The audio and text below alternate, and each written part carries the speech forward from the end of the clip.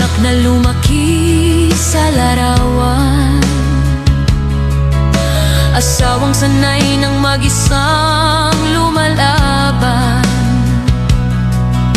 Sa video call, ngiti ang ipinapakita, pero sa gabi, lungkot ang kausap ko palagi.